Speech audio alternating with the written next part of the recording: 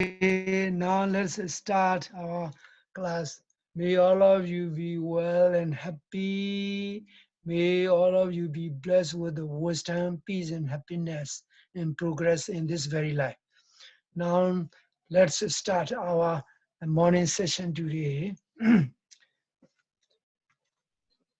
Today we are going to continue the Vipassana meditations.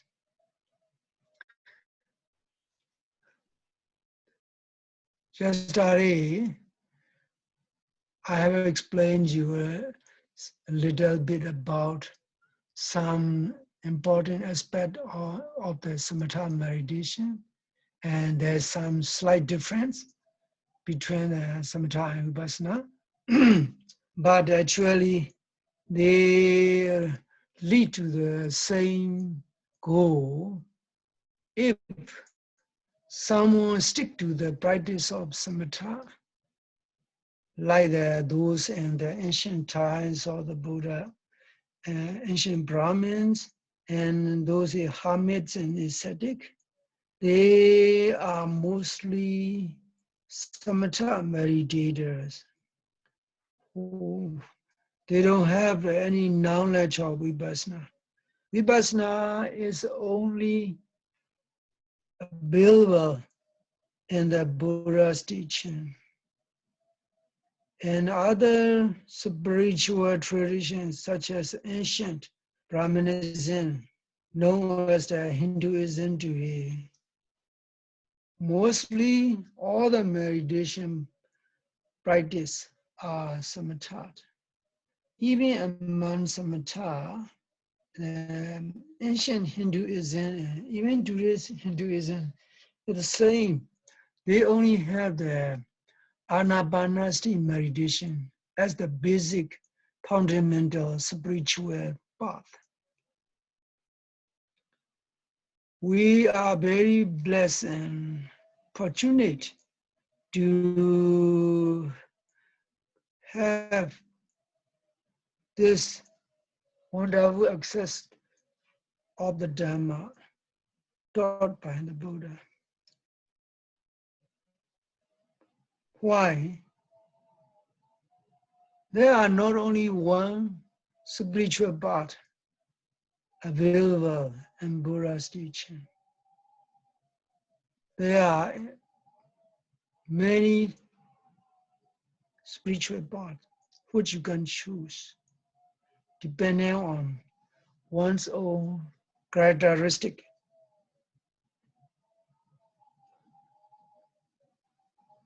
I would like to talk about different characteristics. Most people, they are not the same. Mentality may be the same, but characteristic is not the same. Some people have raga charita in Pali is called. They used to be interested in a lot of the pleasure. Such type of people are called the raga charita. People who have a lot of lust. They just only interested in pleasure, enjoying it. This is the first type. The second type is called dosa charita. Those who used to be angry all the time. If something very slight and very small thing comes up which displease them, they usually react in anger.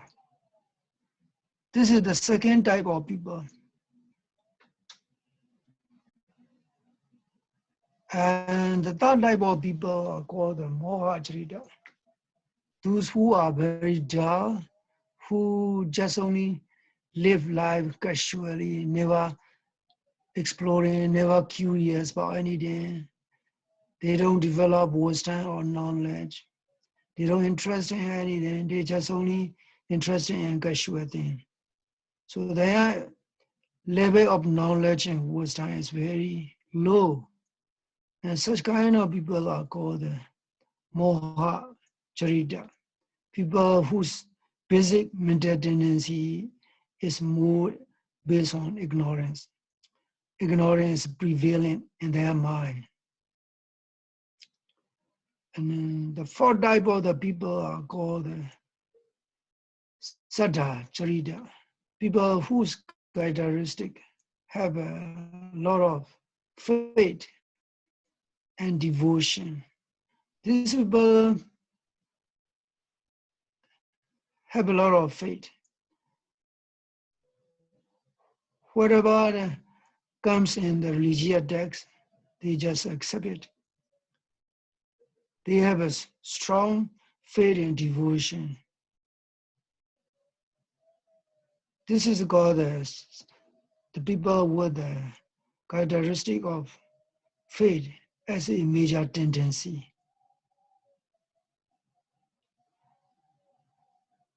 And the fifth type of the people are called the Bodhi Charita. Bodhi means knowledge and wisdom. These people are always knowledgeable. They always seek knowledge, enrich knowledge. They're trying to broaden their knowledge. Their mind is mostly wisdom and knowledge based. Always asking questions, thinking critically. They don't accept easily. Such kind of people are called bodhicitta. The mentality of them always prevail by wisdom and knowledge. The sixth type of people are called Vitaka. Those who used to have a lot of thoughts. Their minds always prevail by thoughts. They have a lot of thoughts. Even when they are sitting, their mind always running and wandering out, thinking this and that. So altogether, there are six types of people. Depending on the characteristic tendency, prevailing characteristic tendency of a person or habitual pattern of the mind, the meditation is prescribed by the Buddha. I want to explain in detail about it. For those with a lot of lustful thoughts, in order to overcome their prevailing characteristic, meditation teachers in Buddha's time, even nowadays, teach them to practice one of the 10 Asubha meditation or 32 parts of the body, reflecting on the 32 parts of the body. But most suitable one is the Asubha, reflecting on the repulsive nature of the body by using the dead corpse or the skilled remains of the dead body. This is like a shock treatment for the person so that he can see the true nature of the body. For those with the anger, who are very temperamental, with a lot of temper, hot temper, short temper, good temper people, in order to reduce and overcome their anger, the Merida usually instruct them to practice loving kindness meditation, Metta meditation, one of the four holy abodes of the meditation. Metta meditation, Karuna, compassion meditation, Mudita, joy meditation, ubekha, equanimity meditation. But metta meditation is recommended for such people because it is more suitable for them. For those with the ignorant, whose minds are used to be a lot of ignorant, usually they are taught to reflect on the Kayakadasti.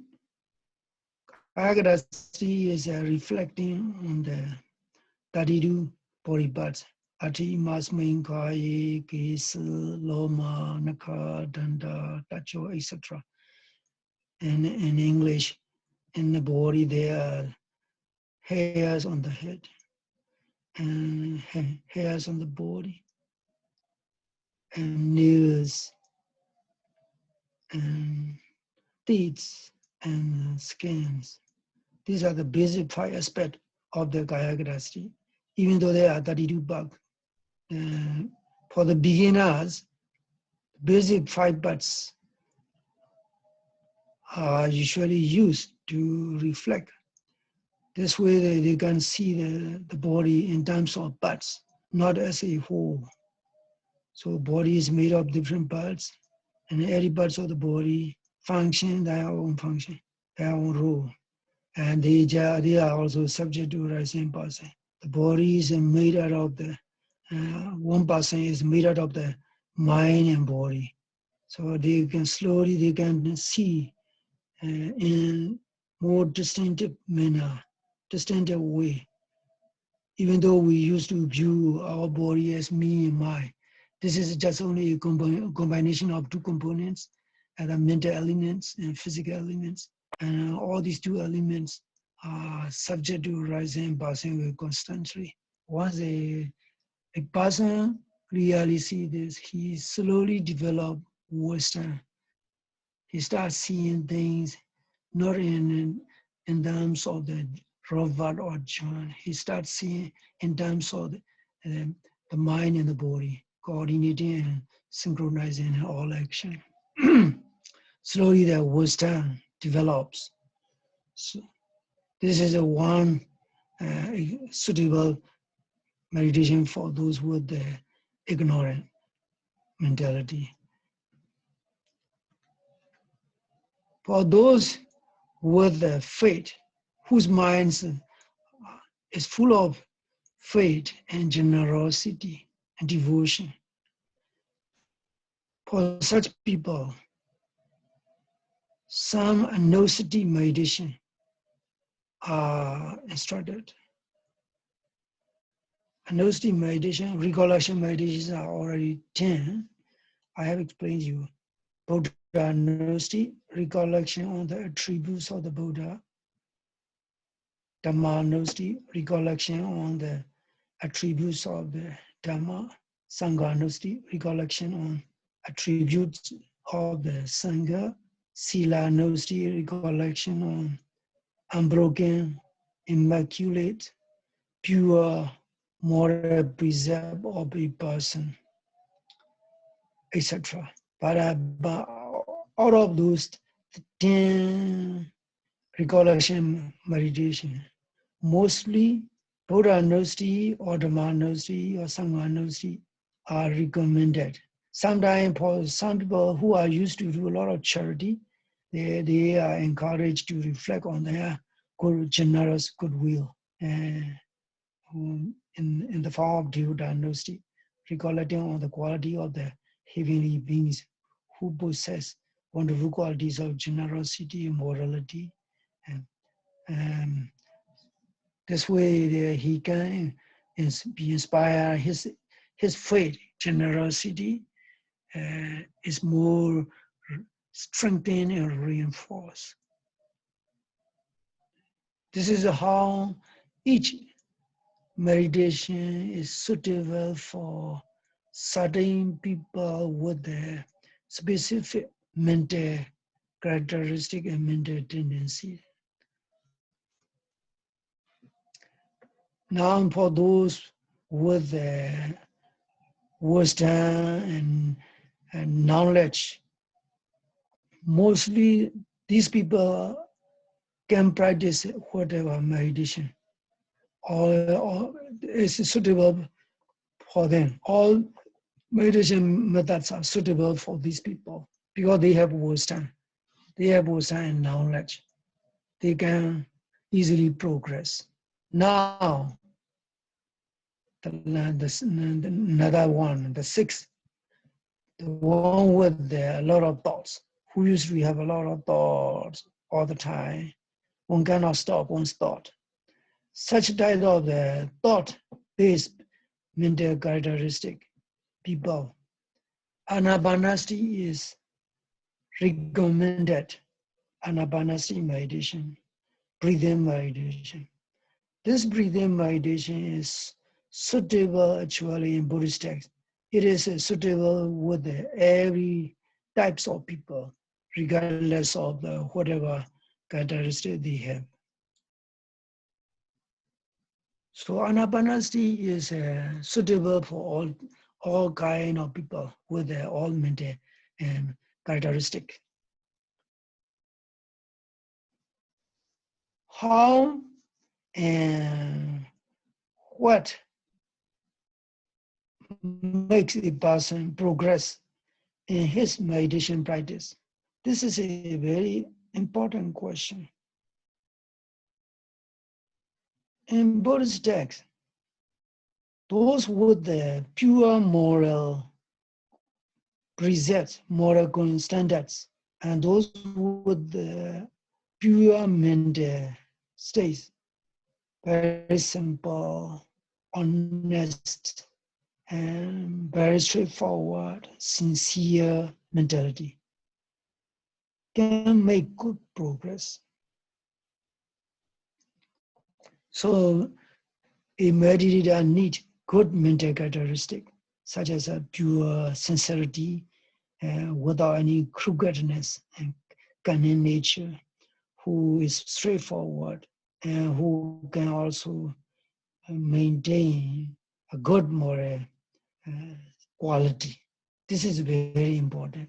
You will see in the next chapter in threefold training later on about the threefold training in Buddhist teaching, Sila, Samadhi, Panya, in chapter 15. And Sila is the basic. Without Sila, Samadhi cannot. So we are not going here yet. I want to remain here because I want to explain more about the importance of the having moral, good morals. Those with a good moral can progress easily. And also those with a clear mentality can make progress easily. Those who have a lot of worry, a lot of the anxiety, a lot of the distraction, they may have to challenge, they may have to overcome these mental condition by having a relaxed attitude in their practice, relaxed and very flexible mental attitude without being rigid, without pushing too much. I would like to share what is said in Buddhist text. They are very helpful and very important to understand, to study. The first one is that Sila Wado,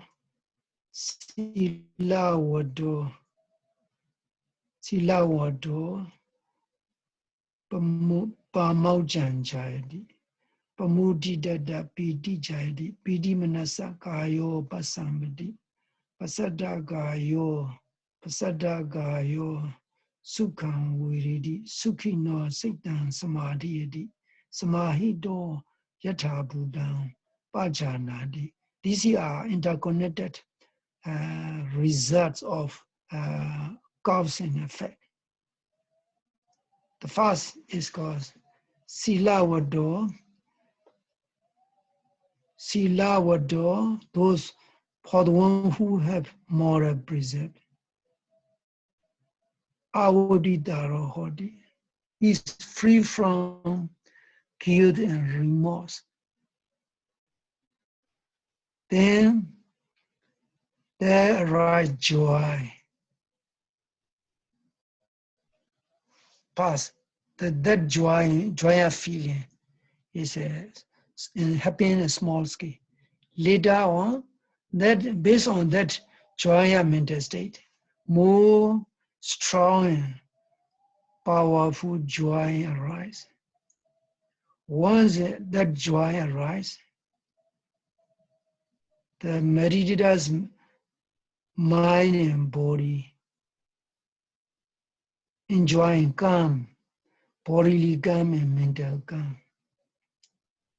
Once this happens, and the mind becomes more concentrated and still, remaining focused on the object of meditation. Once the mind achieves concentration, strong degree of concentration, and then knowledge arises. In this case, now inside knowledge, the ability to distinguish between the body, physical elements, and the mental element, etc.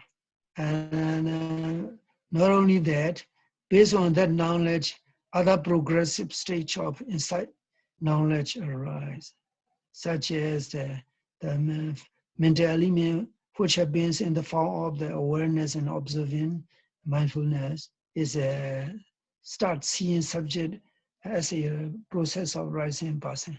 Thus, mindfulness itself is not a constant process. It has its own gaps which come up and then which pass away, leading to another process of thought continuously, etc., etc. And also, the meditator starts seeing physical elements of the body, such as the air one breathe in, one breathe out, and the sensation one have observed, and all the sound one may hear during the meditation. He start noticing them and seeing them very clearly.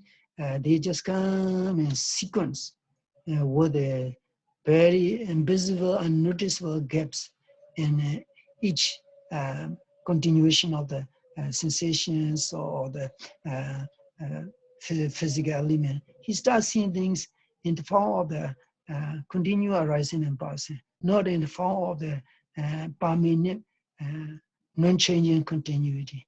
This process happens. This kind of this ability to see is called the insight knowledge. Without this insight knowledge, there is no vipassana. The vipassana meditation is available only when the Buddhas appear. Most of the time, when there are not Buddha's teaching available, only ordinary meditation is available. The breath-based anapanasati meditation is available, but it will not lead to the attainment of the path and fruition knowledge and also to attainment of nibbana. It can only attain some certain degree, sustained degree of the concentration, mental calm, mental peace for some extended period of time. And this happens in the form of attaining absorption state, jhanas, known as the jhana. And in ancient India, even before the Buddhas emerged in the world, there are certain rishis and hermits who are succeeded in their spiritual path. They have attained jhana states up to the immaterial jhana state, not the nibbana. So the nibbana is the highest goal available those who practice vipassana meditation. For ordinary meditators, they can't even only get some mental peace to some degree, and also some necessary attendant benefits out of the meditation, not up to the attainment of the nibbana. Ordinary meditation can lead to attainment of the jhana, to the highest jhana, from the material state jhana to the immaterial state jhana. I hope some of you may be familiar with the jhanas, and jhanas are absorption state. They are two kinds of jhana. One is called the material plane jhana, and the other is immaterial plane jhana. And in material plane jhana, there are four type of the absorption. And the immaterial plane jhana, there are also four type of jhana. In material plane jhana are more highest, and all the worldly, worldly achievement, spiritual achievement. Buddha have achieved all those kind of altogether eight. Poor material plane jhana and poor immaterial plane jhana. Buddha have attained these eight. And all enlightened saints, like the Venerable Sariputta Mahamalana, Venerable Mahagaspa, and Venerable Inyasikunya, etc. They have attained all these eight. They also attained the Nibbana. So this is how samatha meditation can lead to the attainment of the jhana, not to nibbana. Vipassana, but can lead to attainment of the jhana and also nibbana as well. Samatha is available both in times of the Buddha and when the Buddha's teachings are not available in the other etc. time. And Vipassana is available during the times of the Buddha's teaching. And Buddha's teaching still available, then Vipassana meditation will be accessible if we are serious enough to practice it, to search for it. So now I would like to recap what I have said. Having moral condition is very conducive for development of good mental condition, joy, and peace, and calm, and concentration. And that concentration lead to attain development of the insight knowledge. Regarding this, samahito yatha buddham bhajanati. This is a Pali text I just quoted. Samahito, the one who has concentrated, the one whose mind is still and peaceful, yatha buddham bhajanati, can see truthfully, can see all the mental and physical phenomena as truly as they are, without any wishful thinking, superficial thinking, without being based on any notions of I, me, or ego. He starts seeing things very clearly. I can explain you this by observing the pain. Let's say if you have practiced some meditation in a retreat, after 15 minutes or 20 minutes, you may start having pain on some part of the body. Normally, we may react to pain based on aversion or anger. We don't like the pain. It comes up. We don't know how to handle it. We just feel frustrated, feel upset. We want to get up right away. We don't want to continue meditation. We don't want to continue meditate because anger or aversion, it mental state of displeasure with the pain is forcing the mind to resist. If you are a determined person, you continue observing the pain. When you are observing the pain, you observe without any notions of I am me. This is very, very important. If you assume that you are sitting, that the body belongs to you, this body is part of you, this body is owned by you, name Roba or June, etc. You claim the ownership of the body. you are already claiming the ownership or the pain. So mental reaction is very much negative. You don't like it. So you need to have right attitude in meditation. Set aside the notions of I, me, or Rava, Jenny, etc. You never ever thought about that. If you cannot do that, you just think about, such as your grandmother, grandfather who have already passed away, who leave this world, they live this world as their grandfather and grandmother, they already passed away, and their body remains. If their bodies are interred in the cemetery, you can go and see, but they cannot come back and claim back, hey, I'm here in heaven, and don't worry about me, etc. They will say. But life is one-time episode. Then once it happened, it happened. Once it is gone, it's gone. So only the present moment is a reality. In this way, you try slowly try to remove the permanent entity of me and my. We used to have this kind of permanent entity, indestructible, always permanent. Even though we have such kind of very stubborn and heavily grounded by system notions of I am me. Nobody can hold on to that I am me. Nobody can hold on to that Robert and John forever. When their bodies' times expire, they just finish. All the everything in life come to a certain end. So everything is impermanent. And Buddha teach only the cause and effect of in this world. There's only cause and effect. Based on cause, things can manifest, like the rain, water, and the snowflakes come from the sky. For a child, it is very much fascinating. Oh, this water and these snowflakes come from the heaven. I would like to see them. Even if they have the necessary ways and means of looking for snowflake and rainwater which exists in the sky. They will not find it. It's only a manifestation of the element, moistures and water, evaporation, precipitation.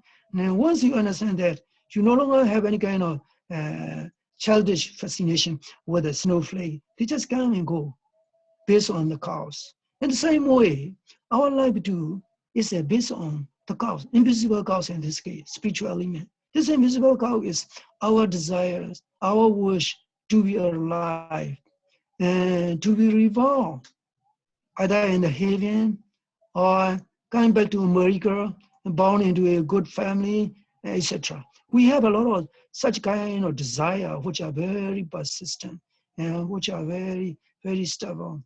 Based on this desire, our physical conditions also move on to next phase of life. Once you understand that, you can slowly set aside all these notions, even if for a temporary period, temporary amount of time. So before you sit, you have to set aside the notions of I, me. And then you continue sitting while you are feeling the pain, you know the pain without the notions of I and me. You just see the pain as it is.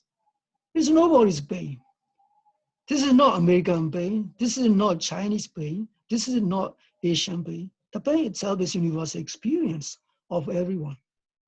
You just see that pain as pain. Nobody likes it. If you are the owner of the pain, if you are the owner of the body, you must be able to close it, to shut it, your body opening. Hey, don't come here. You have no right to be here. You will be able to comment like that, but it's only a natural process. As long as there's the body, there will be pain. Just observe the pain with a very relaxed, detached attitude. Mindfulness itself, observing. This mindfulness is not Rova's mindfulness, not John's mindfulness. It's just only mindfulness it's as it is. It's not belong to America. It's not It doesn't hold any American passport or any Asian passport. Just only the mind. In mindfulness, the mind is observing it. The pain is being observed. You see the pain clearly. In the beginning, it may be very challenging and it will be frightening. It may increase slowly, slowly. You feel a little bit shocked, and then notice that shocking feeling. If you are angry at the pain, make it angry, and you see slowly. If your mindfulness become very stronger, and your determination is also very good, you also have the balanced amount of mental conditions such as the right attitude, flexible attitude, relaxed attitude, then you will be able to observe the pain. That pain will slowly, slowly show its own characteristic. There is some sort of the motion, there's some sort of warm sensation, it's like a vibrating sensation. You start seeing all the solid nature of the brain start loosening up, and later on it will break down and it will fragment slowly, slowly. You can even see how the brain disappears right away later on. But then in the beginning process, the handling with the pain is a little bit uh, very tricky. It's painful. But later on, especially in the long retreat, with a very good guidance and encouragement of a good teacher, you will be able to work on the pain with mindfulness. You will be able to deal with the pain by means of mindfulness, and you will see the pain disintegrate and breaking down to pieces. And the moment you can see with your own mindful observation how the pain disintegrate, and you will be very, very happy. And later on, that pain, that sort of pain, will never ever come up. This is very interesting, and especially in the long retreat. Those who are those meditators who overcome the pain, who can observe the pain to the last moment of its disintegration, will progress quickly. Later on, and the pain will become less and less. With the pain subsided, and there's less in frequency of the wandering thoughts. Even wandering thoughts are also a big challenge. So when a meditator make a real progress, he will enjoy meditation. And I want to share one experience with someone in UK. That guy has gone through a lot of the painful situations in life. He worked as a pharmacist. He, but later he go return to UK. He stay in the Georgia and he work in the Walmart as a pharmacist. It's a well-paid job and have a beautiful wife and kids. And but later on, for some unfortunate reason, he just go back. And when he decided to devote most of his remaining lifetime to practice of meditation. A few days ago, I got a call from him about explaining his experience. Now, he no longer feel the presence of the body. The body no longer touch the cushion. He no longer feel the presence of the body. The body has become very subtle, very delicate. The mind is also very calm. What he saw is that bright spark of light remaining in his observation all the time. He just thought he is now moving toward another dimension and not explainable in worldly experience, worldly term. I just explaining this is just only an experience in the pattern of the progressive meditation. You need to go ahead further, and it is a very important and very delicate process.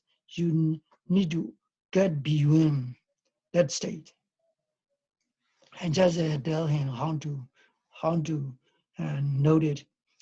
Now he's making real progress. He is enjoying his daily life, his life, regardless of whatever social conditions he may have.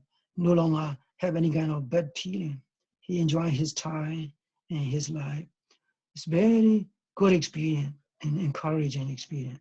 And such kind of experience can happen to anyone with the determination, with the right balanced mental conditions, and also good moral precepts. So what I want to emphasize now at the moment is morality is very important.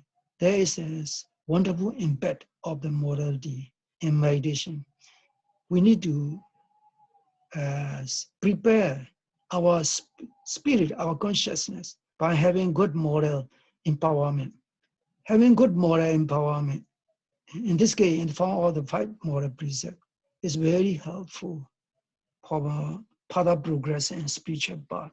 Once you understand that, you will understand the chapter 15, which we are going to mention later on. But at the moment, I want to dwell on the Vipassana topic because this is very important in daily life.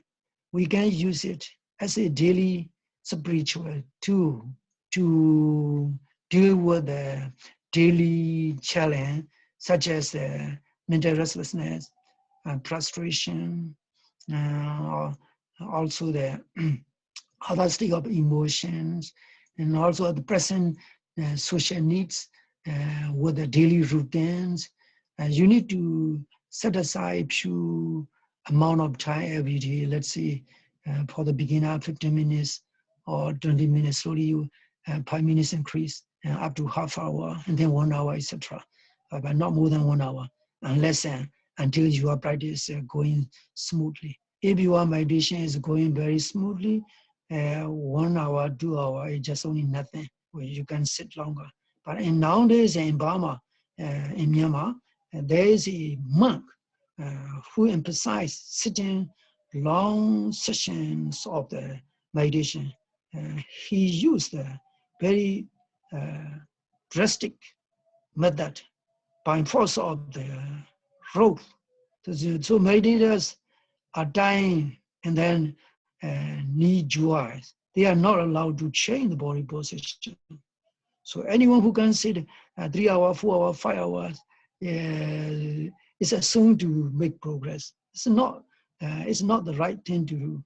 The meditation itself, concentration itself will lead to more longer sitting. This is what Buddha himself applying. We don't need to force to sit longer. Sitting longer and being able to sit longer is rather dependent on our mental states and meditation progress. If a person can make progress in his meditation, he can sit for 3 hours, 4 hours without feeling pain, without even noticing the passage of time. In progress stage, the hour strike, the chiming sound of the hour clock is no longer noticeable. This is very interesting. In my experience, when I'm practicing meditation in the Mahasi Center more than, I think 40 years ago in 1971, as a young novice, during that time I'm 18 years of age. So I practiced meditation for, in the beginning, not long, only 1 hour as prescribed by the rule and schedule. But later on, I can sit 3 hours, 4 hours, up to 1 o'clock at the midnight. How can this happen? Only through concentration, only through progress, not by force, not by intentional effort. If you try to make intentional effort, it's totally wrong in meditation. It's really dangerous. Meditation for some people is not recommended because sometimes it needs a lot of care and guidance, like a child trying to learn how to stand up and how to walk. And in case the child falls down, the mother must be always keep close watch. Under the watchful eye of a mother, a child learn how to walk. In the same way, not all meditation, not everybody is suitable to meditate. People with a very weak mentality, or people with some very traumatic experience in their life are not recommended to practice meditation. Instead, they are encouraged to do some walk meditation. Walk meditation means they need to be occupied with some certain type of walk, which can keep their mind occupied and keep their mind focused. At the same time, get involved in positive action. Later on, they are taught to draw some circle of the color, such as the white color and up color, etc.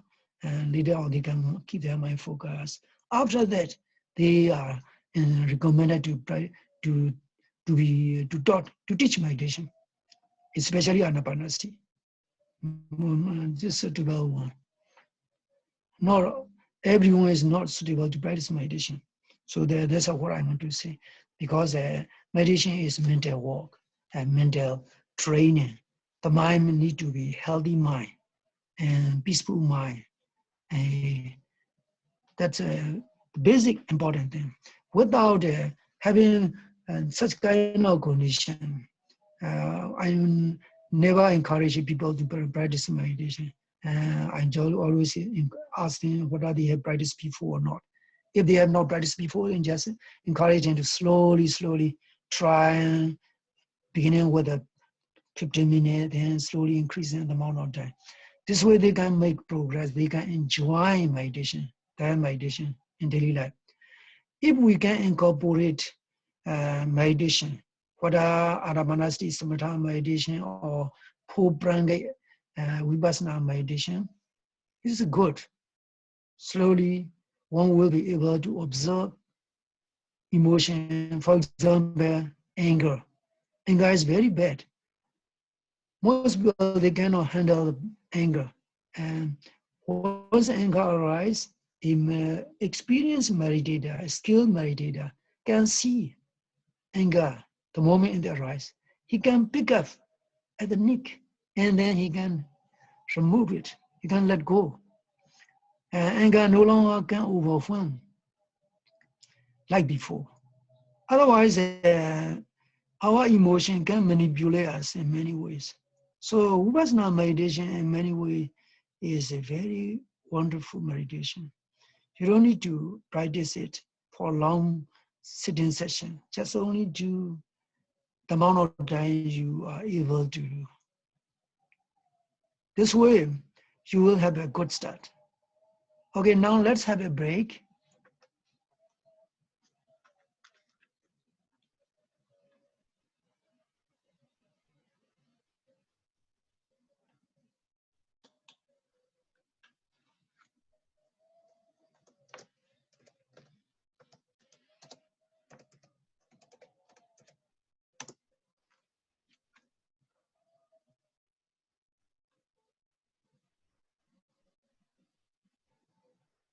Okay, welcome back. Hello? Yeah, we're all here. Okay. Okay, now let me continue with the Vipassana meditation. Later on, I will include some inspiring things which explain in Buddhist text. Vipassana meditation. Now let's study about that. Vipassana meditation is very special. I have explained you that it is only available during the time of the Buddha and also during the time when Buddha's teachings are available. And most meditations are usually samatha. Vipassana meditation is very unique to Buddha's teaching. It helps you, it helps us to develop the true insight knowledge. This insight knowledge actually has 16 stages. So there are 16 stages of special insight knowledge or vipassana wisdom. By means of these 16 vipassana stage, one can attain the necessary path and its resultant condition known as the mega impala, and through that one enter into the nibbana, enter into the spiritual bliss. But before one enter into that, most outstanding benefit out of developing that insight knowledge is to get freedom, to set one's mind and one's intellect free. Freedom what? Freedom from all the fetter, all the shackle, which constantly keep chain us, which constantly bind us to the incidence of the defilements and mental pain and mental suffering, and also physical pain and physical suffering. This kind of freedom of the mind, freedom of intellect, is called in Buddhist text as Citta Vimukti and Panya Vimukti. Very beautiful term. Two very beautiful terms. Citta Vimukti means mental liberation or freedom of the mind. Citta means mind. Vimukti means liberation. And next word, Panya Vimukti. It is freedom of intellect. Panya means knowledge, intellect. And Vimukti means liberation. So liberation of the mind and liberation of the intellect. This is a very unique and long enduring and lasting consequence of Vipassana meditation.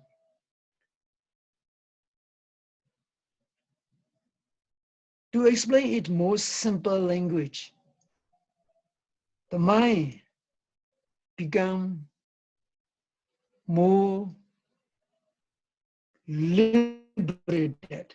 The mind no longer react based on anger or based on desire, based on craving, based on attachment, based on ill will or any negative mental state or any good mental state. Instead, the mind becomes calm, stable, peaceful, regardless of whatever good or bad situation comes up. Intellect also the same thing.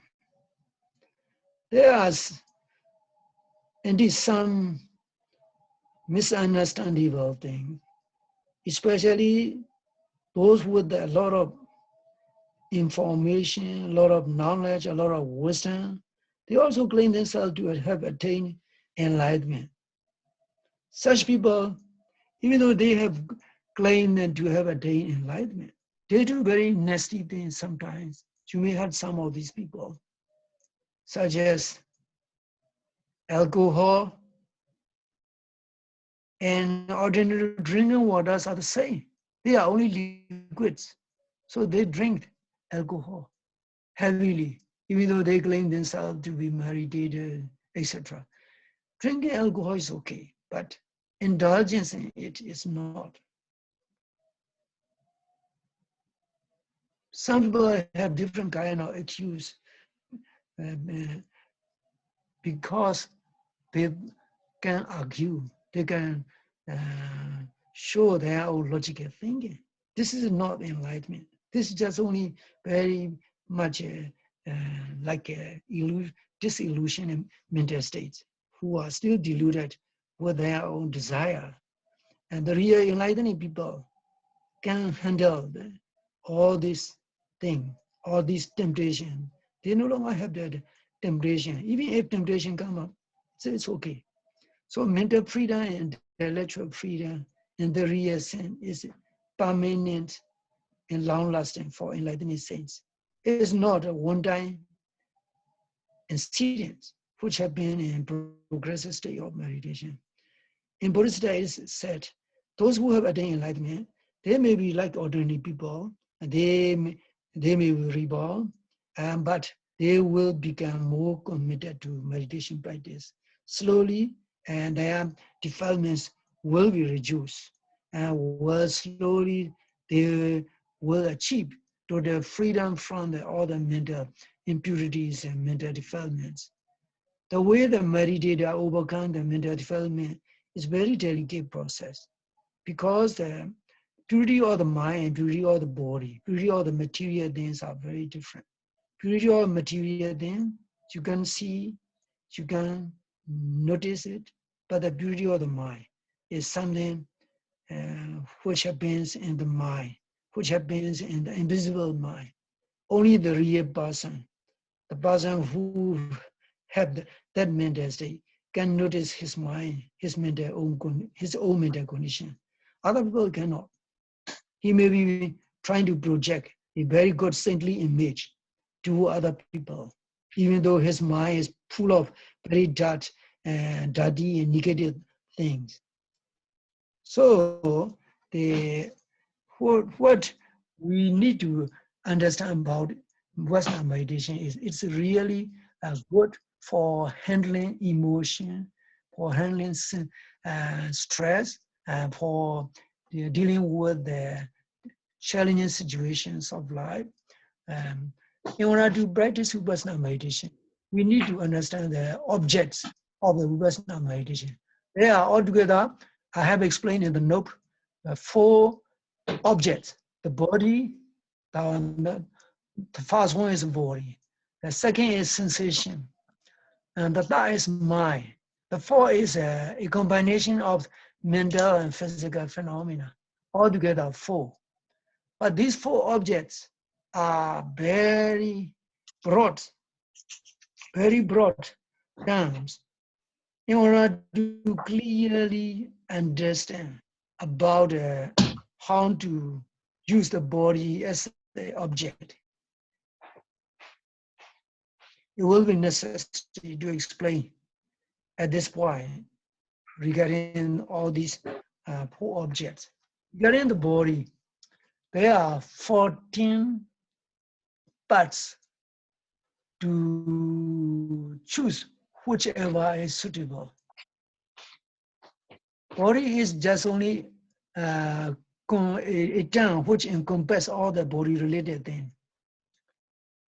First, as an object in the Mahasatipatthana Sutta, Anapanasati meditation is recommended for those who wish to practice body-based meditation.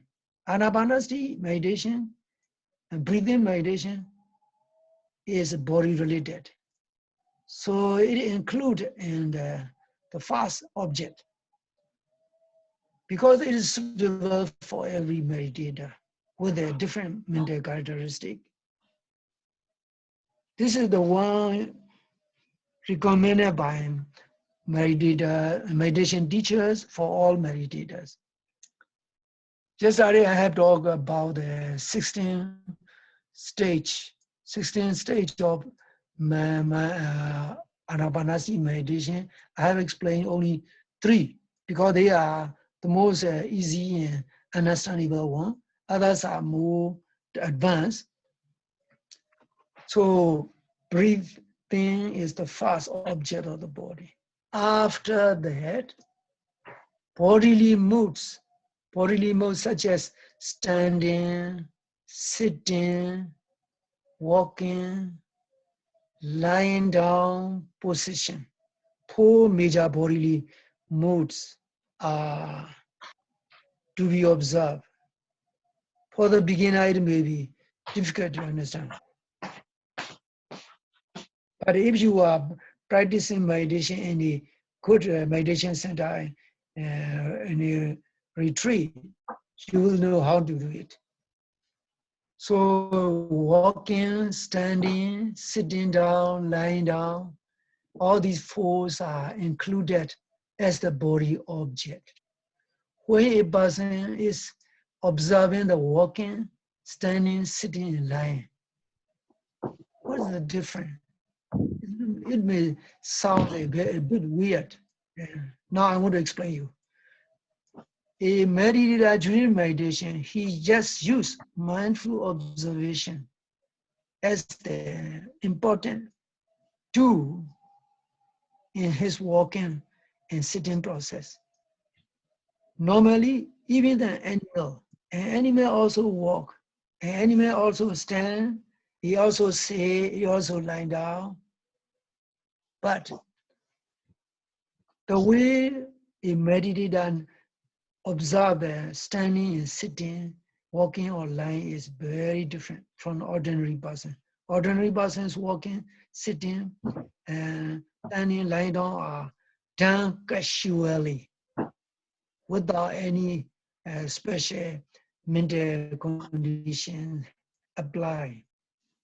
They just only, oh, I'm sitting, I'm standing, I'm now sitting, I'm lying down, etc. They just only view this. That's a meditator no longer have this kind of attitude. Instead, he just observed standing body as standing body, keeping the mind inside the body and uh, feeling the standing body figure and being aware of the standing body. And he just observed. In the same way, when he is walking, he just do the walking. Every movement of the each leg is to be observed. Mindfulness observation and also the physical movements are to be synchronized. Of all the bodily meditations, Adamanasti and walking meditation are very wonderful. If a person can make progress in walking meditation, he can sit for longer hours because meditation develop, concentration develop and acquired through walking meditation is more stronger and more long lasting. So I want to give you brief. Four bodily modes are included in body-based mindfulness meditation. Now, another parts, daily routine.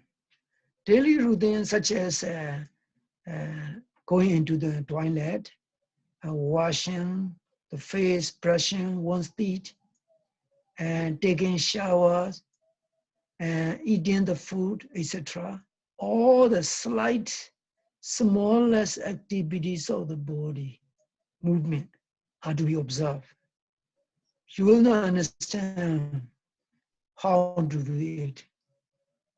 If you practice intensive meditation, practice in a retreat, especially in, let's say, in the Mahasi Meditation Center, because they just instruct meditator to apply all the Stipchana Sutta methods.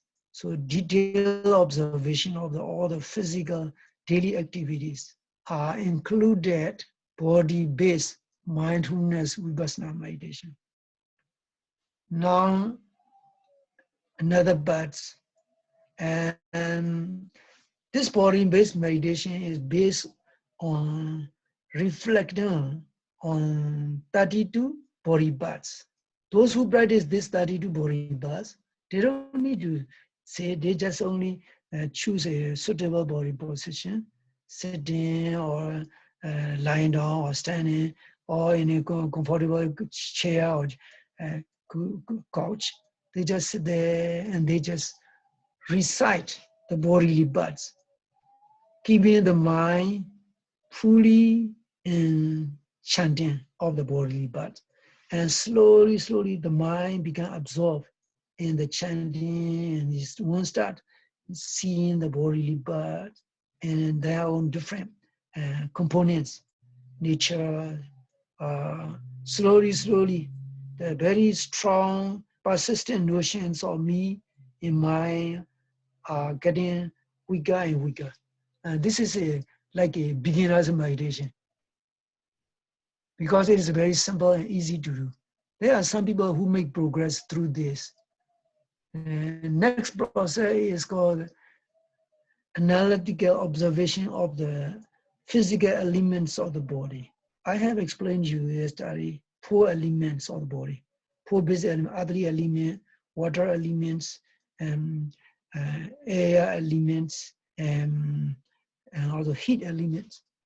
A person need to analyze all these for them by following the instruction. It's in this body, there are earthly element, there's water element, there's air element, there's a heat element. All these 4 elements are components of the component parts of the body. And the combination of these 4 elements make a person, a body, etc.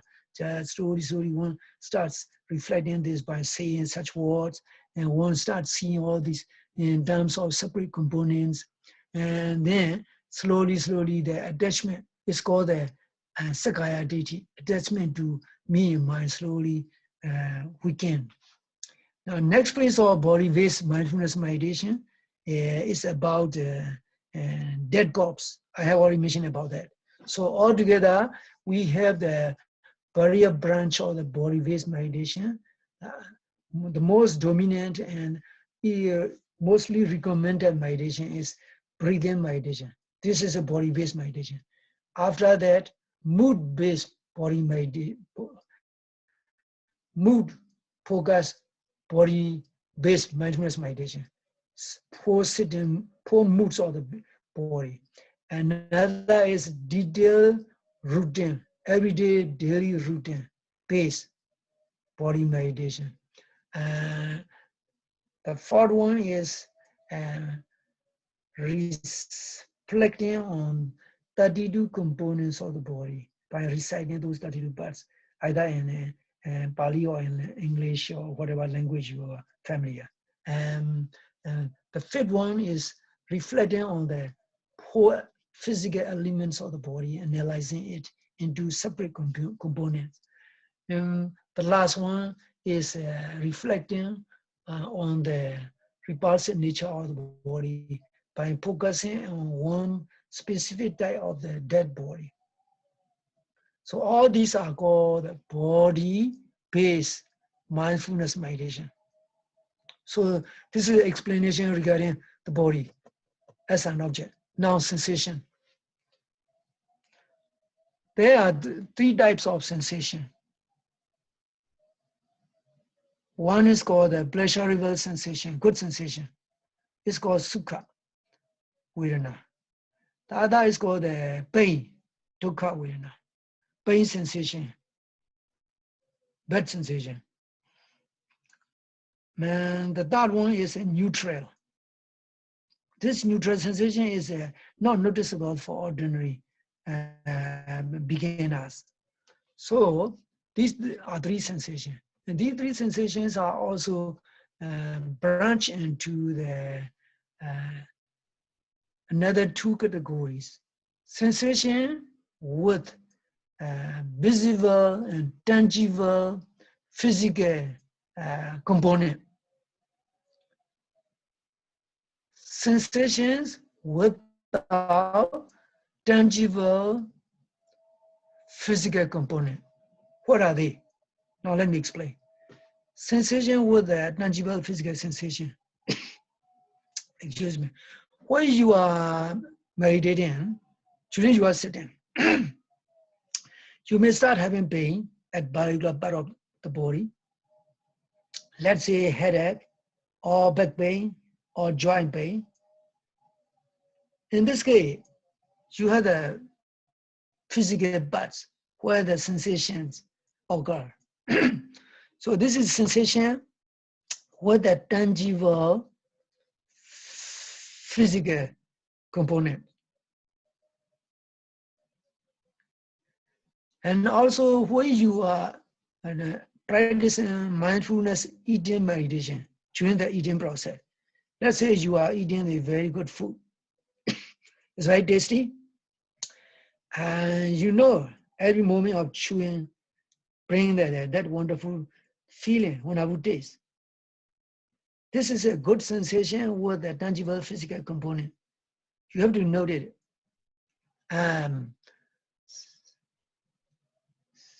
While you are eating, you may have some sort of bad taste, such as a very chilly, spicy, hot. Then you feel bad sensation. This is also sensation, bad sensation with the tangible physical component. You have to be able to note it. All these are called sensation with a tangible physical component. Sensation without tangible physical component, what is? What is it? What does it mean? This happens in the mind, in your thought. During meditation, sometimes you may remember some good experience. Good experience, you just think about that kind of thing come back to your mind. You feel happy, oh, that's good. But it happened in the past. Whether you are a friend or in a restaurant or while you are singing music and listening, etc., good music, etc., you feel happy. Or when you get something you want, you are happy and you remember that. In that case, your happy sensation, happy feeling, and good sensation is happy sensation without physical, tangible physical components. You know that sensation, mental state. Also, you remember some bad experience in your life with someone, your bad friend or your bad situation in your office, in your workplace, etc. You remember that and you feel angry, you feel that your body start feeling bad sensation, all of that. In this case, this is a sensation without tangible physical component in the beginning, but later on it comes back in your body also. You can feel it in your body because it's anger. Anger is very burning. Slowly it burns, smolts, very invisible. Later on it burns very strongly. So the way anger burns our body, our mind is very much unnoticeable process in the beginning. So a meditator must be able to observe any type of sensation with a physical component present or without physical component. Once he's able to observe the pain, things will be okay. Sensation will no longer be able to hold sway, no longer manipulate him. He will be able to let go. Even the sensation will be easily overcome by mindfulness. This is what used to happen, especially in the some meditation experience for meditator. Later on, the pain is no longer a problem because the mindfulness become very strong, and the power of the mindfulness itself is very, very powerful. It can handle the pain slowly. Later on, it can cause despair through the power of the mindfulness. So the sensation of any type is the object of meditation. Mental sensation, bodily sensation, all these are the object of meditation. Sometimes this sensation, pain meditation, we used to call this pain meditation. Pain meditation is very helpful in the process of some very bad pain for some people. If they are experiencing pain meditation, they can handle. I want to share a very good experience with the two meditators. A few years ago, in 2014, one of our devotees, a lady about 47 years old, she's an engineer, her husband is also an engineer. They are living in Singapore as permanent residents, working there and staying there. She got diagnosed with the cancer, a woman's cancer. She felt devastated because doctor told her there's only one chance for her to live one little more than 1 year. So she disappointed, she devastated, she doesn't know what to do. What she did is she just crying, feeling sad, crying. For 1 week, she doesn't know what to do. Everything became meaningless in her life. All the jewelry, all beautiful clothes, nice house, and a one husband, and everything become meaningless. She doesn't want anything. She just only want to overcome the situation. But what the doctor can only prescribe her is to get chemotherapy and some necessary medication. After 1 week, she started thinking seriously, okay, there's no choice. It's already here. I will face that. What I need to do is I have to face that with a calm and strong mind. How to do that? She got an idea only through meditation. Then she came and asked to instruct to Vipassana meditation, to practice Vipassana meditation. She started practicing Vipassana meditation day and night without thinking about her life, without thinking about husband, without thinking about her relative, her joy, etc. She make all the necessary arrangement to her husband also. She already gave the permission to her husband, whatever he want to do, just do later on when she is gone. And she also stopped using telephone. Only in sudden emergency case she used telephone, she answered the phone, otherwise she doesn't answer. She just practice meditation day and night. Coming to our place in the center, and so when go back to her house, she practice meditation all the time. And very wonderful outcome out of her practicing Western meditation is that she is still alive now. Doctor was surprised to find that she is still going steady. Her physical condition, even though weak, but it's okay. She get nutritious food. She get positive mental attitude through Vipassana meditation. She devoted most of her time to practice on meditation. She gave up everything. She gave away all her nice clothes and all her belongings to her close relatives. She also gave permission to her husband to do whatever he want later on after she gone. Man, it's very interesting. This is one very unique experience with a lady from our community. Another person is also about the same age. She is also a lady, for 51 years old lady. She has a son who is still studying in the college. She was also diagnosed with cancer because the medicine she had been taking for her condition is no longer working. There's a recurrence of the cancer. So the doctors change her prescription, new prescription. And she also know herself, she's not going to be in life for long, maybe 6 months or a little longer than that. She called me during that time. During the time I'm in Singapore, she called me and crying on the phone. I just asked her, what kind of help necessary? She told me that she is now in a dire strait. She doesn't know what to do. The doctor told her she's going to, the condition is getting worse. And she doesn't want to die. She still has a son who is not finishing his college education. She doesn't want to die. She just only mentioned about that.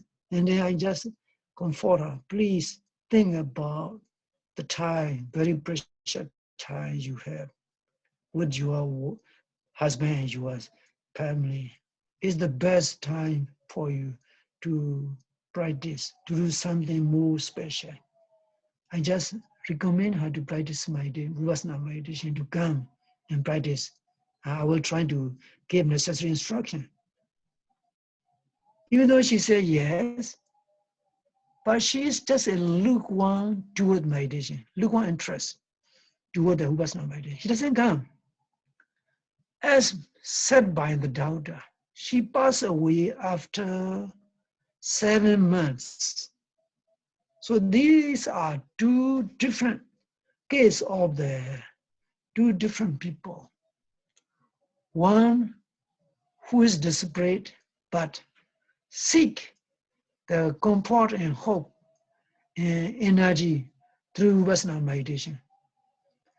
And the other one not seriously interested in the benefit of Vipassana meditation because she's not quite familiar with the Vipassana meditation. She's just only interested in worldly things, watching TV and doing this and that. So she doesn't come up on the right direction. So she just passed away. These are not a definite outcome of a Vipassana, but possible and likely scenario, positive scenario of Vipassana meditation. There are similar incidents out of Vipassana meditation. So Vipassana meditation in many ways is very good because it can handle with the pain. It can teach you how to go with the pain, how to go with both physical pain and mental pain. It's very wonderful. Nowadays, in some hospital, they have the mindfulness ward, and then for the terminally ill patients to teach about how to observe the pain, how to cope with the pain. My own teacher, who passed away in 2004, he has a colon cancer, very serious final stage 4 cancer. The doctors, very famous doctors, they request him to sedate, to get him sedated, such as morphine, by using morphine so that the pains are relief. My teacher refused it. He doesn't talk from the mouth. Instead, he just only show hands gesture. He just remain focused on his mindfulness meditation. And while he is fully engaged in mindfulness meditation, he just passed away. His face radiant, very peaceful, no distortion of the face, no sign of going through the pain, severe pain. It's a really wonderful situation, wonderful example he's shown. He passed away very serene death. He died very serene, peaceful death through the meditation. So this number 2 object is also very wonderful object. This is I used to refer to as pain-based meditation. Okay, number 3, mind-based meditation. The mind, the consciousness, the spirit itself become the object of meditation. What is it? Now let me explain. Our mind is a great magician in the world. It is the greatest magician ever appear in the world because it is very much magic. It has a lot of magical elements, good and bad, positive and negative. And it comes up in different forms. Sometimes it's an angry mind. Sometimes it is a very quiet and well-behaved mind. Sometimes it is a very frustrated mind. Sometimes it's a restless mind. And sometimes it's very much deluded mind, thinking that this may be right, this may be true, etc. But without settling down in anywhere. Sometimes curious mind, looking for answer. And this mind is the wonderful creator of those wonderful things in the world. We have to know how this mind can manipulate us in many ways in our daily life, how it can lead to be peaceful, how it can make us peaceful people and bad people, good people, temperamental people, restless people, calm and composed people. Everything is based on the mind. I have already explained in the previous section about the role of the mind. And Buddha himself also pointed out the mind is forerunner. There's a one very famous word. I want to quote this to share with you. Chaitena niti logo chaitena parikasti. Chaitasa egadamasa safewa wasamanaku. The whole world is led by the mind. The whole world is pulled by the mind. The whole world follows the whims and the pull of the mind. This is what Buddha has said. These words simply explain the nature of the world, the nature of the people. The mind is very dominant in every way. Sometimes it even mentioned in Buddhist texts. The mind and the characteristic of the people can affect environment and physical environment of the world in Buddhist text. It may be very strange for you to hear about that. It can impact natural environment. If there are a lot of people are very loving, caring, and kind, and generous, considerate, respectful toward each other and toward the nature, then all the atmospheric conditions, such as the weather, will be normal. It will go its own course. It will never happen in a very strange way. It can affect even the weather patterns of the world. That's what's said in Buddhist texts. It may be strange to hear that there are mental states, general mental conditions can affect physical conditions, let alone our small physical body. It mentioned in Buddhist texts. These are not my words. So what I want to say is that the mind is the object of mindfulness meditation. This is mind-based meditation. How and what to do if you are practicing mindfulness, mind-based mindfulness meditation? You just observe the mind, thoughts, mental states, angry mind, jealous mind, thinking mind, a wandering, restless mind, or just only a wish, or feeling crave for something, craving for something, and clinging towards the body, clinging toward this dear me and that dear self, and all these mental states. There are a lot, plenty of them. How the mind appear, how the mind behave is very much beyond words to express in every category of the mental conditions. And whatever mental conditions come up, just observe it with your mindfulness itself. In order to purify the mind, Buddha said, don't use detergent. Purification of the mind, purity of the conduct is not to be purified by using physical external agents such as soaps and detergents. We have to use only our mind. Through the use of our mind, we have to purify our own mind. In this case, I need to explain a little bit more. The mind is a continuous state of flux. It continuously arises and passes, like the water in the river. The water in the river, for ordinary casual person, it may seem like this is the water. The same water flowing when I was a child. And this water remained the same. This is the way of ordinary viewing, ordinary perspective.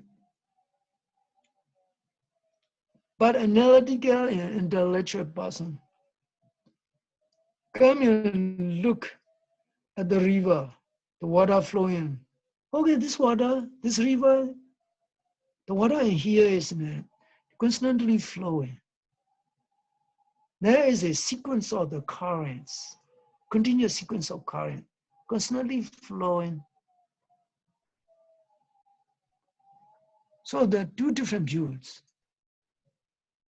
Most people in the world, they view everything in terms of continuity, in terms of solidity. Because they have such kind of view, they have the notion, very strong, persistent notion of eternity. They cannot get over with the notions of eternity. They want to get eternal life. They want to get eternal glory. There are a lot of salesmen coming to our house and knocking at the door. Hey, I want to share the very wonderful message so that you can have eternal life. So there are a lot of things going on in search of eternity, eternal life. But in Buddhism, it's talk about truth and the knowledge of the truth, to liberate the mind from the suffering by knowledge of the truth. That's what Buddhism is. When we meditate on the mind, we see how this mind functions up close and personal. We come face to face with our dear spirit, our dear consciousness. But in the beginning, you will not see it. But later on, you will see how the mind behaves, how the mind functions. Is so fast, so fast. There's no measure, no method to measure the speed of mind. I want to point one example. During your sitting, when you have made some progress in your concentration, your mindfulness is getting momentum, it becomes more sustained, your observation process are interrupted. Whatever comes up, you are able to pick up and observe it. During that moment of progress, you have some sort of sensation, maybe itching sensation inside your throat, or maybe on your cheek. You just observe itching, itching, itching. The moment you start noting itching sensation, that itching sensation come and flash out. It disappears right away. Because mindfulness is so strong and so quick to pick up it. And that itching sensation later on, no longer substantial. It disappears right away. Sometimes you can even see your mind going to the point, like a flash of bright light, go there, and then it disappears. And in the progressive state of meditation, people start seeing speck of light. Later on, those speck of light become very strong and very shining bright light. This is the mind itself. The mind means manifesting in the form of light. That's why in Buddhist it's said regarding the characteristic nature of the Nibbana, Anantan Savto Bhavan. Ananta means infinite. Savto Bhavan, the bright, infinite. So the nature of the mind itself is very much delicate, very pure. This purity is very much different from the innocent mind of the infant, baby, newborn baby, infant, a person in deep coma, a person in deep sleep. That kind of innocence has not much purity yet. Only when a person meditator make progress in an advanced state of meditation, his mind slowly uh, attaining some state of purity. In the mind of enlightened saints, that purity is enduring and long-lasting. For ordinary meditators, that purity of mind is just temporary. But even though it's temporary, if you are really committed meditator everyday life, like that, you are daily playing tennis or badminton, and you are quite used to your sport. And if you are regular meditator in daily life, you will know how to handle it. And your daily regular meditation itself will be like a fortress against emotion. You will be able to pick up anger the moment it arises, or the lust. The moment the desire of lust arises, you just will be able to pick up. And this is how you can benefit through vipassana meditation. This is the great difference between samatha meditation and vipassana meditation. Samatha meditation can get you mental peace and tranquility for a certain amount of time. And sometimes it may even lead to the attaining of jhana, but it cannot lead you to the liberation of the mind and intellect. May all of you be able to have this kind of clear understanding regarding Vipassana. Now let's have a break. Let's have a break now. Okay.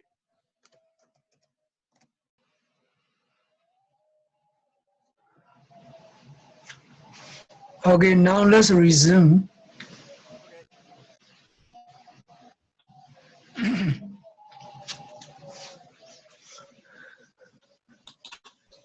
Now let me continue the mind-based mindfulness meditation.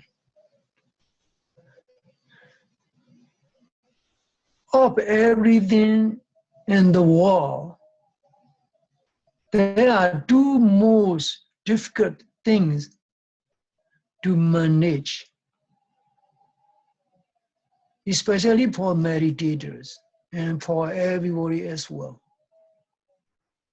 One's own mind, the first one, is very difficult to manage and to have control.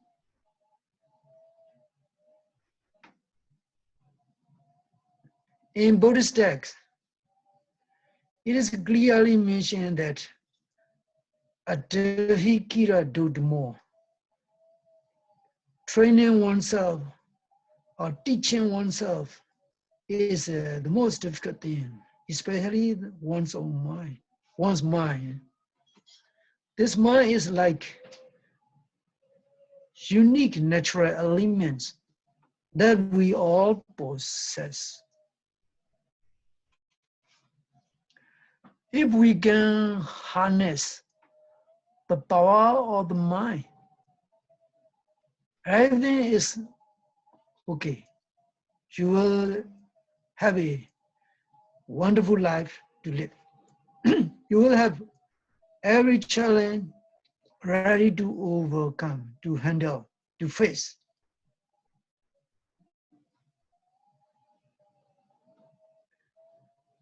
If your mind is not trained in terms of vipassana meditation, it will be very problematic. It brings a lot of problems, it causes a lot of suffering. In Buddhist text, there is an idea expression. Perhaps some of you may be quite familiar. This is called the freedom from suffering.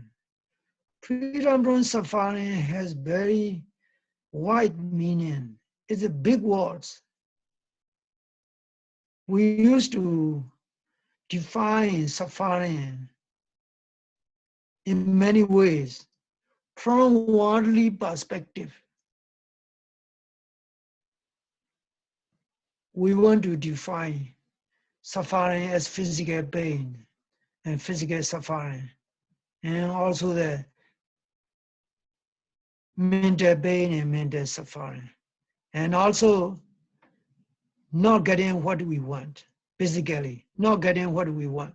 It's basically suffering. In the first sermon of the Buddha, Buddha categorized suffering in many ways,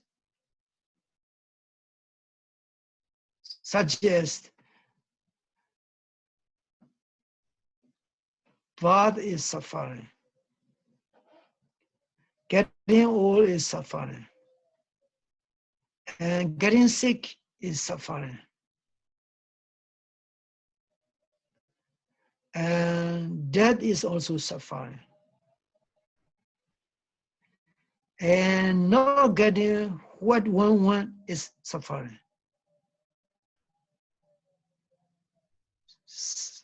Being separated from the loved ones and all those cherished things is suffering.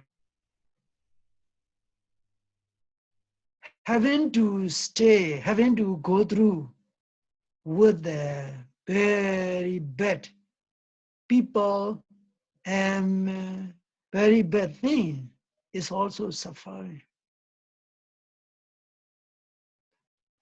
This is a categorization of the suffering in Buddhist in the Buddha's own word. In modern day time, we have a lot of suffering, countless suffering. Having no money, suffering. Having no job is also suffering. Having no loved one is also suffering. Having no good family is suffering. Everywhere, everything, in every circumstance. Something which turns against our wish, our expectation, our hopes is also suffering. So suffering is broad and multifaceted. In Buddhist texts, suffering is defined in two definitions: mental suffering, mental pain. This is the first definition. Physical pain and physical suffering. This is also suffering. There are multiple factors which cause mental suffering and physical suffering. So this is only a brief categorization of the according to Buddhist perspective. And freedom from suffering is very big word. Buddha has attained enlightenment. He became the most holy and the most pure person in terms of conduct, in terms of mind. But he cannot escape from pain and suffering caused by physical life and physical conditions. For example, his brother-in-law caused him suffering. And also opponents who are not follower of the Buddha cause a problem. And he also had very rare incidents of the health problem. One is regarding constipation, recorded in Buddhist text. Buddha has sometimes, once he has constipation, he has to take medication prescribed by the very famous personal physicians of the Buddha named Jivaka. That's one incident recorded. Another incident recorded is 3 months before he entered into pre-nirvana, he got a stomach problem, diarrhea, and not diarrhea, it's a blood stew, bloody stew. He got that problem. Only 2 incidents all his life. He got a 2 health problem. Most of the time he's very healthy, but he lived physical life by means of the body, through the body. So the body suffering always come up. When his brother-in-law, Devadatta, Venerable Devadatta, hauled down a big boulder from the peak of the Balcha big mountain. The boulder come rolling down toward the cave where Buddha is walking up and down, ready to crush the Buddha, ready to kill. But out of blue, very mysterious, powerful force of the Buddha come into play in the invisible form of protection. Another big boulder come rolling down and ready, standing on the way of, on the part of that rolling big boulder and blocking that rolling boulder from the hitting Buddha. Out of the impact of the 2 boulders hitting together, and that rolling boulder rolled down to the other part, deviating from the original track. And out of that impact, a fragment, small fragment of the rock come out and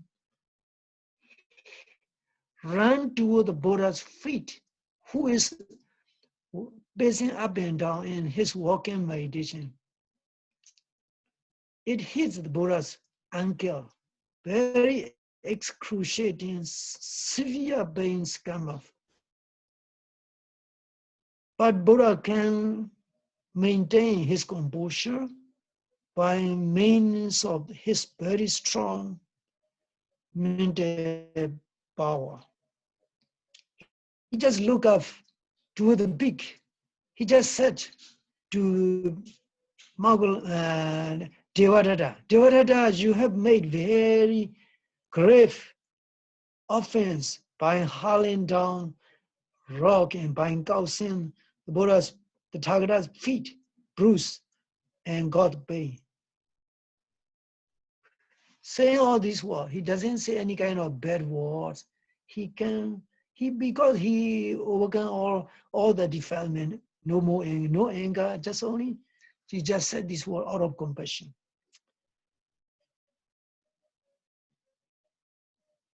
So in this case, the Buddha can cope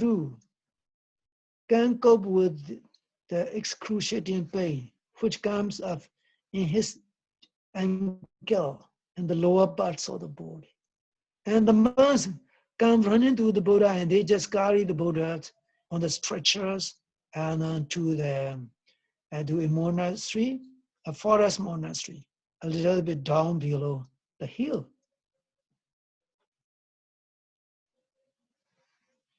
And Buddha told him, just take me to the mango group of the yoga physician. Don't take me to the Marakochi belly. The monks follow instruction of the Buddha. So they then took the Buddhas through the stretcher to the mango group monastery. Then the Buddha trying to lie down and stay there, feeling the pain, but no feeling suffering, no more suffering, just only mindful awareness. In Buddhist text, it is clearly mentioned about how Buddha coped with the pain. Tada ko bhagavato virana upachanti dukkha deva kra katuka sato samjano adivasedi. Lord Buddha, be mindful. He just go through the very severe, bitter, and excruciating pains. without making any facial distortion, without any complaint, power complaint. Just live through it. So what I want to say here is that physical suffering, physical pain still exists as long as the enlightened saints live this their current life with their current body. They can overcome mental pain. Physical pain also they can overcome. It doesn't cause too much, too serious, noticeable problem. They can live through it. And then yoga physician, very famous physician, came running to the Buddha and gave the medication. Necessary medication, he just put the bandage around the Buddha's feet after giving the very strong, hot, very hot medication. And hoping that he will do the bandage on the same day, but he cannot return to the Buddha, the Mango group monastery, because he has some home visit to go. So he requests the Buddha, Lord Buddha, I have to go back to inside the city because I have to do some home visit for some patients. I will come back in the evening time. Saying these words, and the famous physician Jivaga left toward his city and to do his home visit for the other patients. But he cannot make in time to be back to the Buddhas to undo the bandage. So when he came back from his patient's visit, home visit, he saw already getting dark, already late, more than maybe evening. So in the evening time, the doors are closed in the city of Rajaghat. So he cannot. So he just blame himself. Oh, how stupid I have been. I have given the Buddha very strong medication out of goodwill to relieve immediately, to give immediate relief to Buddha's severe pain. How stupid I have been. Buddha will feel a lot of pain the whole night. He's thinking and blaming himself. He just go back to his home because there's nothing he can do because the city of the gates are already closed. No one is allowed to open without the order of the king for security reason. Buddha know the thought of the Jivaga. So he immediately ordered Venerable Ananda to undo the bandage. Ananda, it is time to unwrap this bandage, to remove this bandage. Then Venerable Ananda insists, no, Bani, no, Lord Buddha, please don't. Juga, let's wait till Juga come back. No, just remove this bandage. It's time to remove bandage. This is what Juga wants. How he can say that? He can capture the thoughts, the mental waves of the physician Jivaga by his psychic power. So Venerable Ananda followed instruction of the Buddha. He removed the bandage. The moment Venerable Ananda take out the bandage of the Buddha's feet, all the skin, new skin, brand new skin come up. There's no more brown marks. There's no more blood colored there. All normal. Like a scale of a tree bark just coming out and with a new bark of the tree already there. This is what's mentioned in Buddhist text. And what I'm trying to say is that even though we have at the term Vimukti, liberation from the suffering, as long as we are living this physical life by means of this physical body, suffering, physical suffering and pain will normally arise. But the great difference between enlightened person and unenlightened person is that while enlightened persons maybe complaining, whining, crying, and showing their physical, mental frustration through the physical facial expressions. And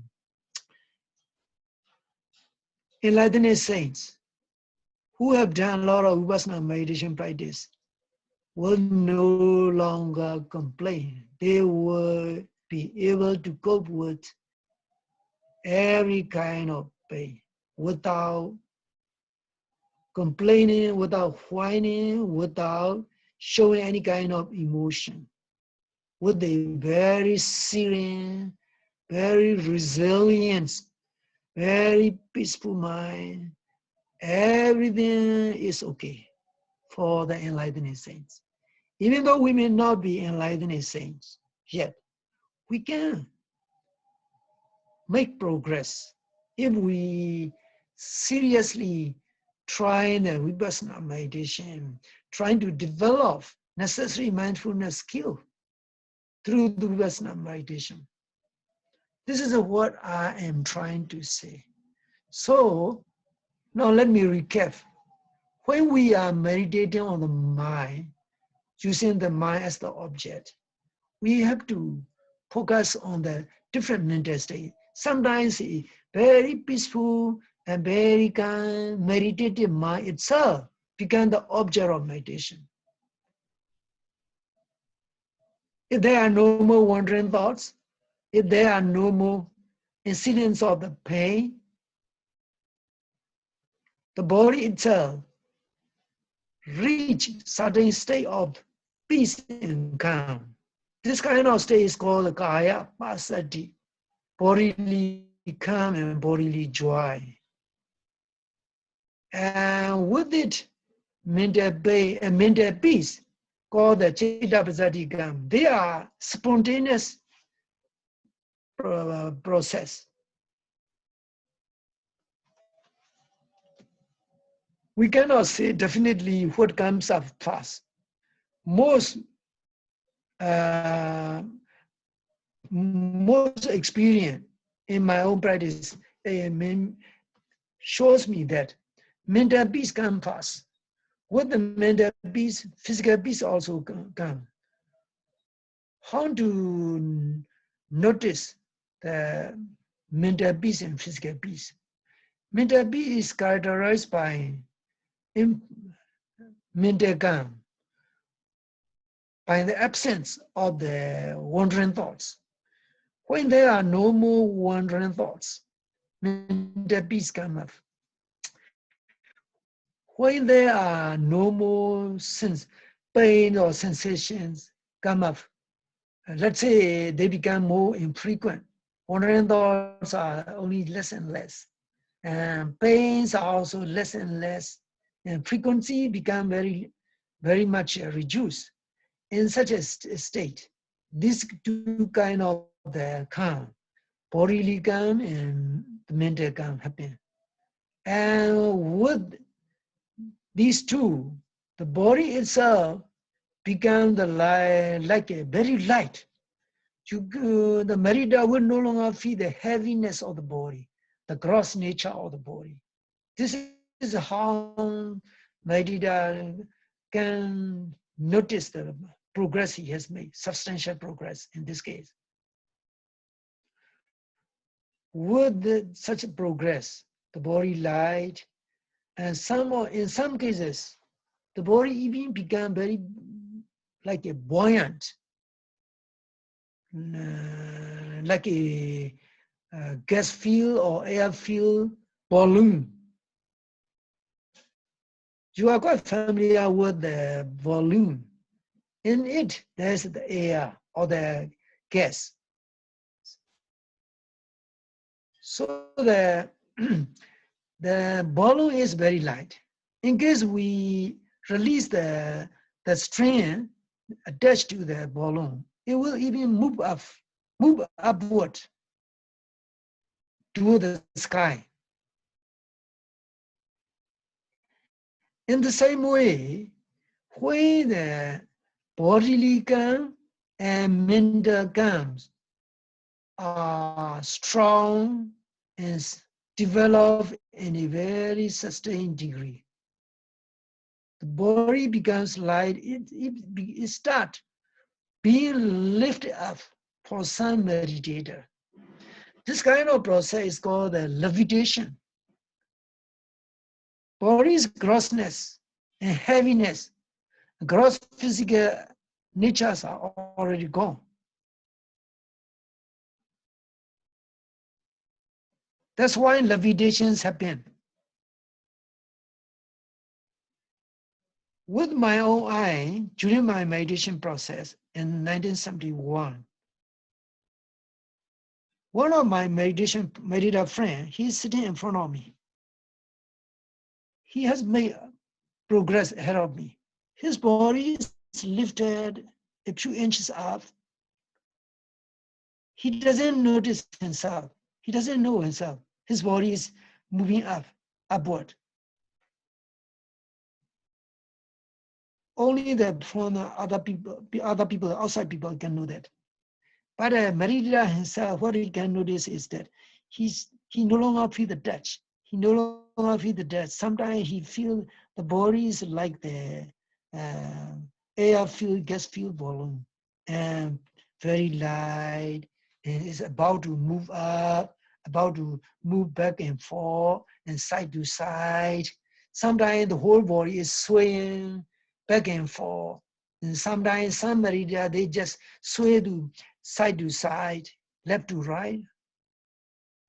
When this happens, it is very important for teacher to give the proper guidance. Otherwise, he will remain there, will not proceed on the necessary progress. So this is usually happen in the progressive stage. In such a situation come up, the Maridra's mind become very calm and pure.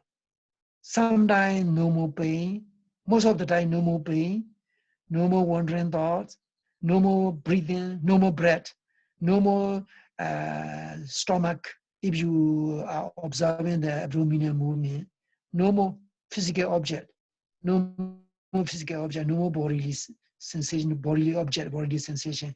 Even the noise, the striking of the ticking sound of the clock are no longer present. In such a very delicate state of the progress, only the mind remains as the object of meditation, the knowing mind, the meditative mind. That meditative mind itself become the object of meditation in this case. The very skilled meditation teacher instruct the meditator to observe that observing mind. Observing mind itself become the object of meditation. Most people, they don't reach that far and that high. They just only struggling with the pains and wandering thought. And this is a common experience among majority of meditator. When a meditator make a real substantial progress, he can only get the mind as pure mind, observing and meditating mind as the main object of meditation. In this case, he is very much nearer to the more higher progress. My teacher explained me about that. If a meditator reach that point, it is more delicate for both teachers and meditator to proceed ahead. He must be able to observe that knowing mind. And that knowing mind will manifest in a very wonderful way, which are difficult to explain. It will transform, the knowing mind transform into two stages. First, a very wonderful infinite flow of the infinite tray of the brightness. The mind itself will transform into different manifestation. And meditator must be very skillful, teacher must be skillful. I don't want to explain all these much further because they are very delicate. Otherwise, you will be expecting during the meditation. Expecting during meditation is very much of an obstacle. Never ever expect anything to happen. Without expecting, without reacting, just observe. You just simply keep your mind here and now, at the current moment, at the present moment. Here and now are the words used by the teachers. You must be here and now.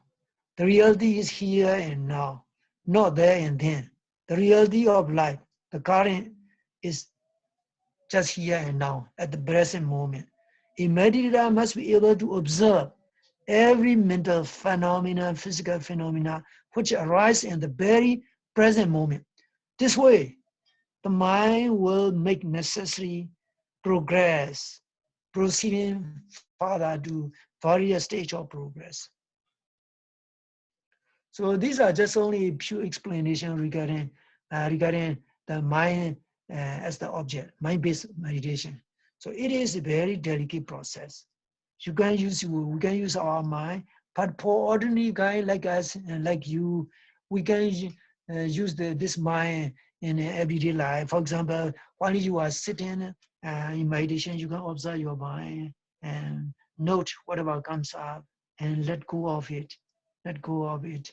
And when you are on your wall, if you are not doing anything, you can observe the breath as a meditation object to relax the mind, to recharge your mind. Sometimes you can observe your wandering thoughts without using your smartphone and flipping over this and that, and not checking news. Just use your mind as the object of meditation.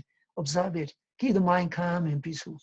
This way, you will be living a very peaceful life. So, these already explain three objects of mindfulness meditation. Now let me explain the fourth one, barrier mental and physical phenomena. This is very broad and very wide categorization, which needs a lot of explanation. Most teachers, usually they just avoid explaining about that because it's very wide.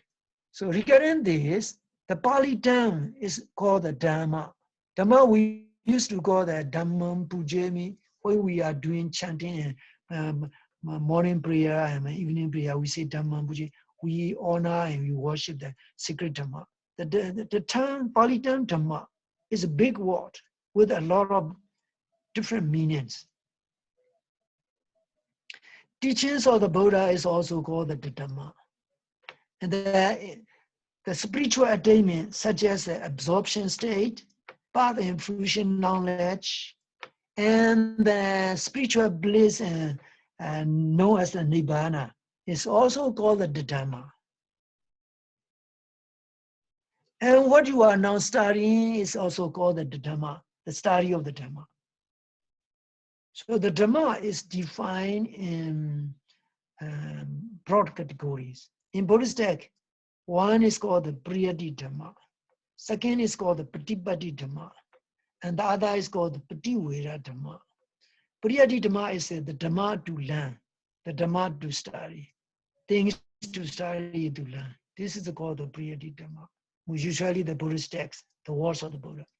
And Patipatti Dhamma is the thing to apply in real life, in practical life, as a practical action. This is also called the Patipatti Dhamma. In this case, the 40 subject of meditation, including the Vipassana meditation, is called the Patipatti Dhamma. And Patiwera Dhamma, and the knowledge you have acquired through meditation. And other other worldly, natural things are also called, referred to as the Dhamma. But in this case, the Dhamma is two categories, wholesome and unwholesome. Wholesome Dhamma is wholesome. It always brings good result. Unwholesome Dhamma always bring unwholesome consequence. Unwholesome Dhamma and wholesome Dhamma need to explain it a little bit more. But in this case, I want to leave it. I just want to explain what is related to meditation practice. Now let me explain what are mental barrier mental and physical phenomena. What are to observe? The first process is to observe mental obstacle known as a nivarana. Nivarana are fivefold. The first one is desire.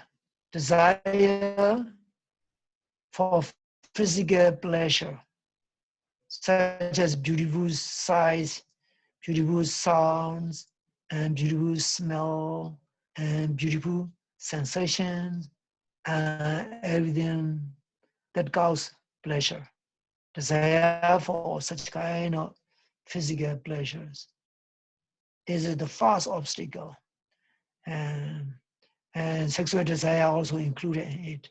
And second one is called vyabhara, aversion, which happens in the form of the negative mental state, anger. Anger is in many types. Sometimes we are angry at our pain. Sometimes we are angry at our own conditions. Sometimes we are angry at someone else. Sometimes we are angry at some certain situation we experience in our workplace or in our life, etc. So all these are aversion or anger. And the third obstacle is called and sloth and torpor. But the sloth torpor is harmless, but it is an obstacle for the meditator. And the fourth is called restlessness, mental restlessness and guilt. And the fifth one is called doubt. Doubting the practice, doubting Buddha's teaching, and not being convinced. These are called the five nivarana. They are called nivarana because they obstruct, they block people from making spiritual progress on the spiritual path. Sometimes they are referred to as five obstacles, five major obstacles, five stumbling blocks on the spiritual path. So a meditator needs to be able to observe desire or craving the moment it arises and simply just let it go like that. You are taking out the weeds and you are gardening. The moment you saw a small shoot of the weeds coming out, you just pick it up and throw away. In the same way, when this desire, whatever form of it may be, come up, just observe it and just pick it out and remove it. But the mind, desire is not a physical weed. You have to use your own mindful observation as a picking up tool, as a remover tool. Just observe. Desire, desire, desire. Desire is not nobody's. This less, the thought of less, which comes up in my mind. Just only in the mind is just only less itself. Nameless, ownerless. This is not American's less. This is not Chinese less. This is not African less. This is less itself. You just observe it with a detached mindfulness. You just let go. If you are not able to let go of that less, it will be very terrible. It will manipulate you. You become, all your physical body become a puppet. You follow whatever that mental energy commands you, manipulate you. So you must be able to observe it. And you must let go it, remove it, overcome it. In the beginning, it may be a big challenge. But later on, it will be slowly easy. Now another one, second one, vyabhara, aversion. Aversion have been, when the pains are right, the first thought you have been, you react is, oh, you don't like it. You have an anger. But this is not a very hot and burning anger. It's a very unnoticeable anger, feeling of the dislike. You dislike the pain. Oh, why does it come? You just start reacting. And if you are a skilled meditator, you just observe that mental reaction. Just observe, disliking, disliking, disliking, or anger, anger, anger. Just simply let go of it. This is how you handle very delicate anger. Sometimes very strong and very ugly anger arise. During your sitting, you may remember someone who have done bad things to you. Your friend or say stranger, or sometimes a bad situation like the corona, but why these are responsible people cause this uh, suffering all over the world. You are angry at someone or some group of people, and you have this kind of notion, because of this virus, everybody is now losing their joy and so sad, and you got angry at the thought. You just noted that thoughts, that angry thoughts. You just let go of it. If you cannot let go of your angry thought, more angry thought, will continue. You will not be able to meditate peacefully. So this is how you have to cope with the anger. This is called the Dhammanupassana, the Dhamma base, barrier mental physical phenomenon based meditation. So it's very wide. Now let me explain the third, and sloth and torpor. Sleepiness. This sleepiness happens usually among meditators after let's say after they have lunch or in the early morning sessions. They used to have this. And in Buddhist, is clearly explained about how to handle this sleepy condition, this physical inertia, by means of different exercise, not only mental meditation. Buddha recommend physical exercise also regarding the sloth and torpor. So I want to give you a brief. Okay, now, and the fourth one, restlessness and guilt. And these are broad subjects, like a mental disease. They need to understand a lot of contributing factors. Mental restlessness is a bit easier to handle if you receive the good instruction, proper guidance. Otherwise, it's quite difficult. So let's continue explaining how to observe these five kind of great obstacles on the spiritual path later on, so that you can understand the number 4 object of meditation. Now, at the moment, let's have a break time for lunch, and you also have a break time. Please enjoy yourself. Okay. Okay. See you again.